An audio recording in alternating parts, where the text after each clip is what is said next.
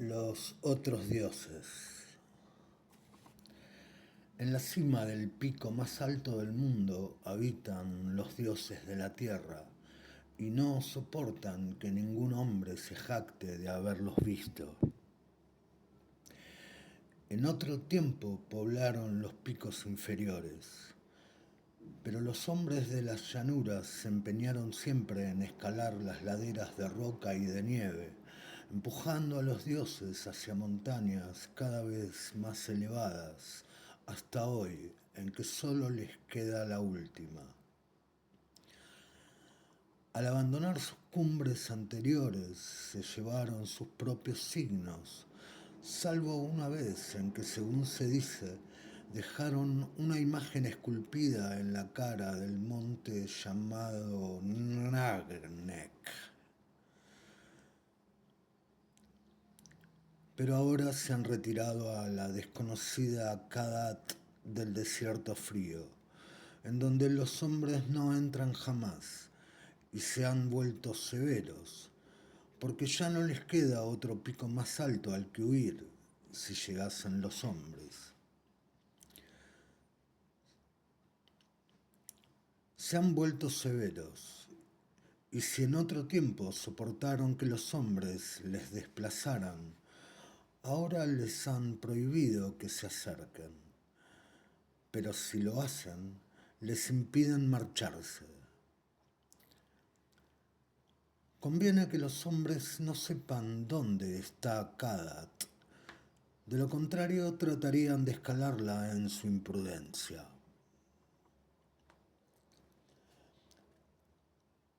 A veces, en la quietud de la noche, cuando los dioses de la tierra sienten añoranza, visitan los picos donde moraron una vez y lloran en silencio al tratar de jugar en silencio en las recordadas laderas. Los hombres han sentido las lágrimas de los dioses sobre el nevado Turay, aunque creyeron que era lluvia, y han oído sus suspiros en los quejumbrosos vientos matinales del Lerión. Los dioses suelen viajar en las naves de nubes, y los sabios campesinos tienen leyendas que les disuaden de acercarse a ciertos picos elevados por la noche, cuando el cielo se nubla, porque los dioses no son tan indulgentes como antaño. En Ultar, más allá del río Sky, vivía una vez un anciano que ansiaba contemplar a los dioses de la tierra. Este hombre conocía profundamente los 7 libros crípticos de la tierra y estaba familiarizado con los manuscritos nacóticos de la distante y helada Lomar. Se llamaba Barzai el Sabio, y los lugareños cuentan cómo escaló una montaña la noche del extraño eclipse. Barzai sabía tantas cosas sobre los dioses que podía contar sus idas y venidas, y adivinaba tantos secretos que se tenía a sí mismo por un semidios.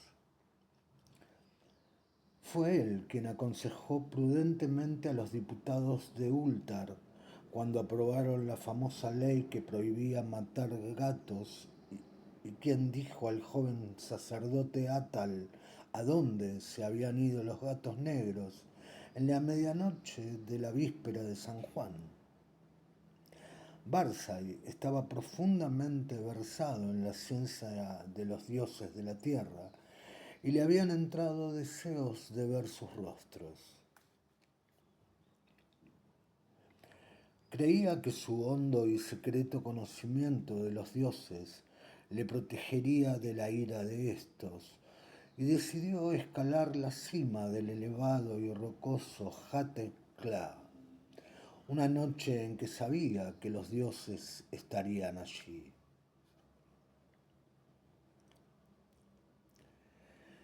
El Hatekla Está en el desierto pedregoso que se extiende más allá de Jate, del cual recibe el nombre, y se alza como una estatua de roca en un templo silencioso.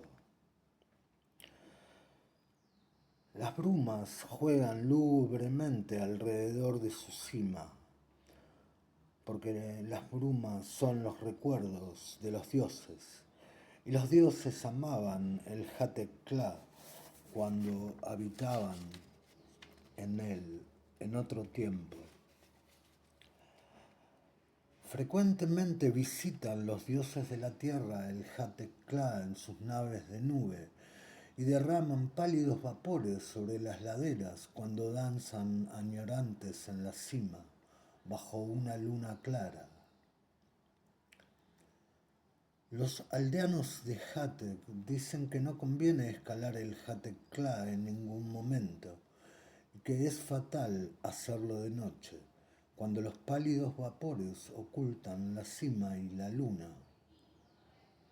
Sin embargo, no les escuchó Barzai cuando llegó de la vecina Ultar con el joven sacerdote Atal, su discípulo. Atal solo era hijo de posadero y a veces tenía miedo.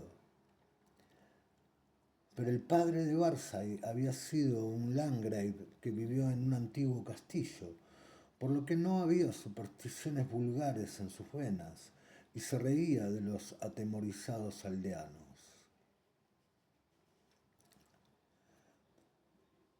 Barzai y Atal salieron de Hatek hacia el pedregoso desierto, a pesar de los ruegos de los campesinos, y charlaron sobre los dioses de la tierra junto a su fogata por las noches. Viajaron durante muchos días hasta que divisaron a lo lejos el altísimo Hatekla con su halo de lúgubre bruma. El 13º día llegaron al pie de la solitaria montaña y Atal confesó sus temores. Pero Barzai era viejo, sabio y no conocía el miedo, así que marchó delante osadamente por la ladera que ningún hombre había escalado desde los tiempos de Sansu, de quien hablan con temor los mohosos manuscritos pernacóticos. El camino era rocoso y peligroso a causa de los precipicios y acantilados y aludes. Después se volvió frío y nevado, y Barzai y Atal resbalaban a menudo y se caían, mientras se abrían camino y avanzaban con bastones y hachas. Finalmente el aire se enrareció, el cielo cambió de color y los escaladores encontraron que era difícil respirar. Pero siguieron subiendo más y más, maravillados ante lo extraño del paisaje y emocionados pensando en lo que sucedería en la cima cuando saliera la luna y se extendieran los pálidos vapores. Durante 3 días estuvieron subiendo más y más hacia el techo del mundo. Luego acamparon en espera de que se nublara la luna.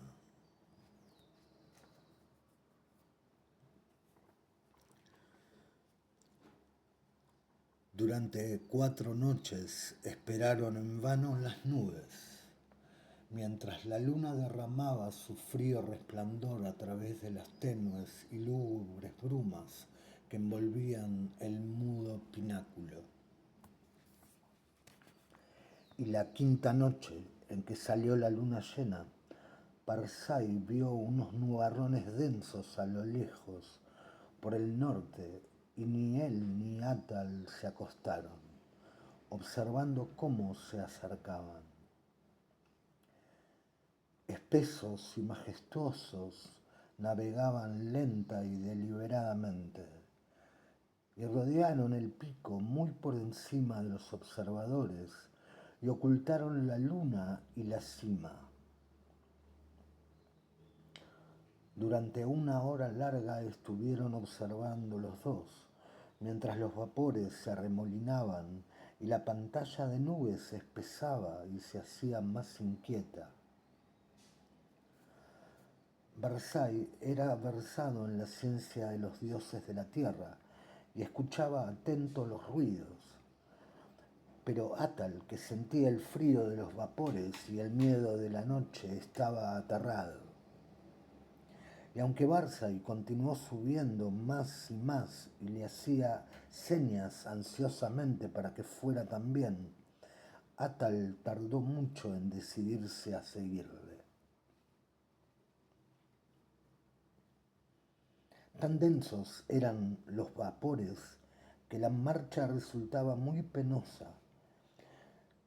Y aunque Atal le siguió al fin, apenas podía ver la figura gris de Versailles en la borrosa ladera, arriba a la luz nublada de la luna. Versailles marchaba muy delante y, a pesar de su edad, parecía escalar con más soltura y facilidad que Atal, sin miedo a la pendiente, que empezaba a ser demasiado pronunciada y peligrosa, salvo para un hombre fuerte y temerario, y sin detenerse ante los grandes y negros precipicios que Atal apenas podía saltar.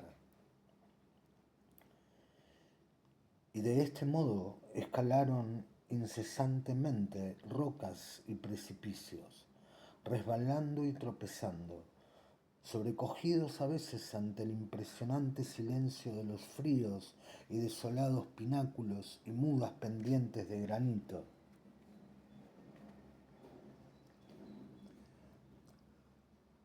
Súbitamente, Versailles desapareció de la vista de Atal y salvó una tremenda cornisa que parecía sobresalir y cortar el camino a todo escalador que no estuviese inspirado por los dioses de la tierra. Atal estaba muy abajo, pensando qué haría cuando llegara a dicho punto, cuando observó curiosamente que la luna había aumentado, como si el despejado pico y lugar de reunión de los dioses estuviese muy cerca. Y mientras gateaba hacia la cornisa saliente y hacia el cielo iluminado, sintió los más grandes terrores de su vida. Y entonces, a través de las brumas de arriba, oyó la voz de Versailles que gritaba locamente, de gozo. He oído a los dioses de la tierra cantar dichosos en el Hatekla. Versailles, el profeta, conoce las voces de los dioses de la tierra. Las brumas son tenues y la luna brillante. Hoy veré a los dioses danzar frenéticos en el Hatekla que tanto amaron en su juventud. La sabiduría hace a Versailles más grande aún que los propios dioses de la tierra, y los encantos y barreras de todos ellos no pueden nada contra su voluntad. Versailles contemplará a los dioses de la tierra, aunque ellos detesten ser contemplados por los hombres.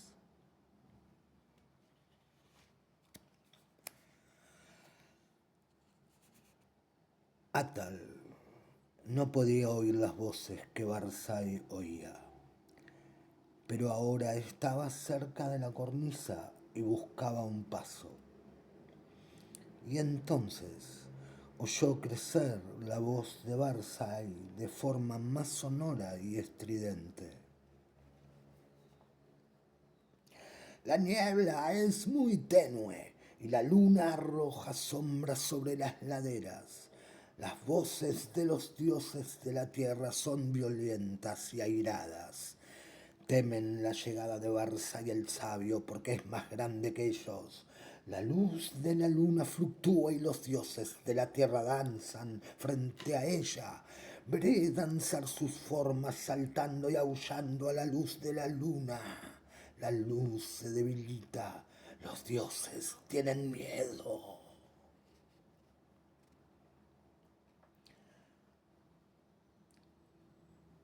Mientras Barzai gritaba estas cosas, Atal notó un cambio espectral en todo el aire, como si las leyes de la tierra cediesen ante otras leyes superiores.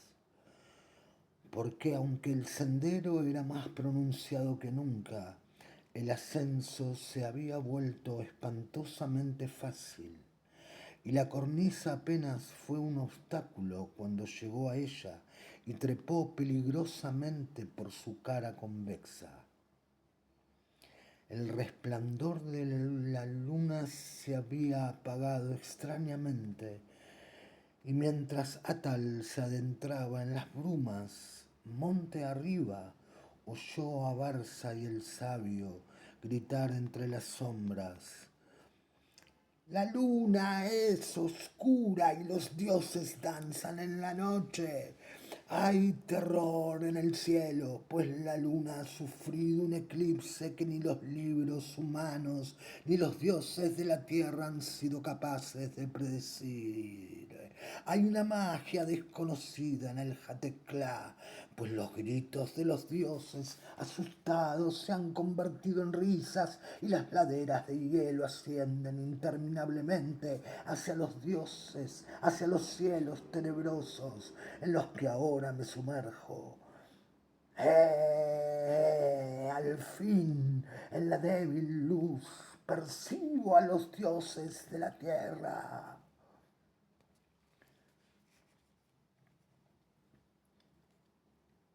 Y entonces, Atal, deslizándose monte arriba, con vertiginosa rapidez por inconcebibles pendientes, oyó en la oscuridad una risa repugnante, mezclada con gritos que ningún hombre puede haber oído salvo en el fegletonte de inenarrables pesadillas. Un grito en el que vibró el horror y la angustia de una vida tormentosa comprimida en un instante atroz. Los otros dioses, los otros dioses, los dioses de los infiernos exteriores que custodian a los débiles dioses de la tierra. Aparta la mirada, retrocede, no mires, no mires la venganza de los abismos infinitos, ese maldito, ese condenado precipicio. Misericordiosos dioses de la tierra, estoy cayendo al cielo.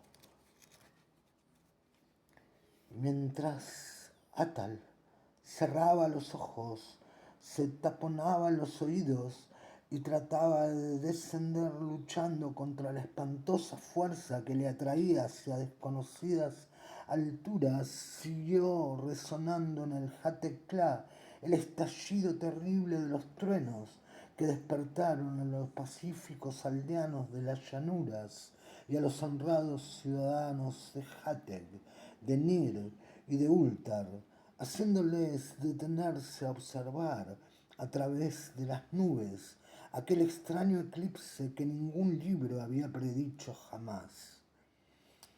Y cuando al fin salió la luna, Atal estaba a salvo en las nieves inferiores de la montaña, fuera de la vista de los dioses de la tierra y de los otros dioses.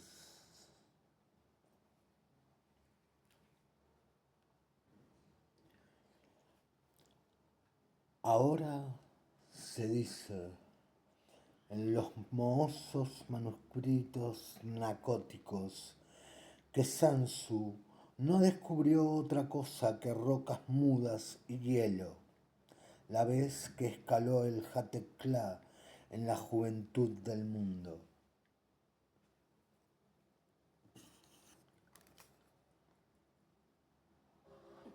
Déjeme ayudarla. Esta no sirve. Tome. No, no sirve.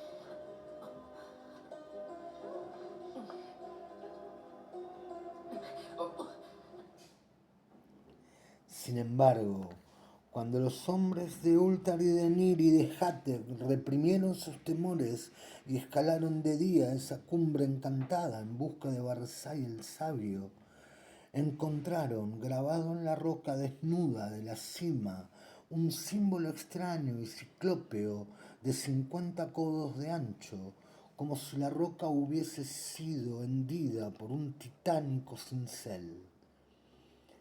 Y el símbolo era semejante al que los sabios descubrieron en esas partes espantosas de los manuscritos nacóticos, tan antiguas que no se pueden leer. Eso encontraron. Jamás llegaron a encontrar a Barzai el sabio, ni lograron convencer al santo sacerdote Atal para que rezase por el descanso de su alma. Y todavía hoy, las gentes de Ultar y de Nir y de Hateg tienen miedo de los eclipses y rezan por la noche, cuando los pálidos vapores ocultan la cumbre de la montaña y la luna. Y por encima de las brumas de Hatekla, los dioses de la tierra danzan a veces con nostalgia, porque saben que no corren peligro y les encanta venir de la desconocida Kadat en sus naves de nube a jugar como antaño, como hacían cuando la tierra era nueva y los hombres no escalaban las regiones inaccesibles.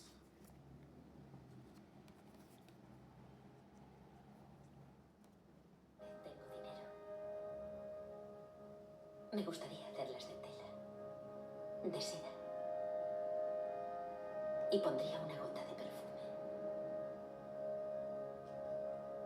Perfume francés en cada una de ellas.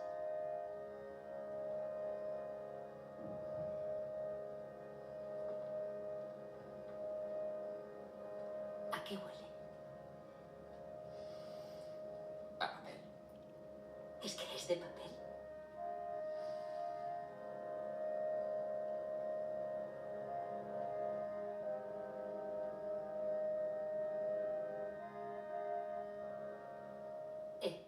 Bill, ¿tienes un poco de tabaco? No, no fumo.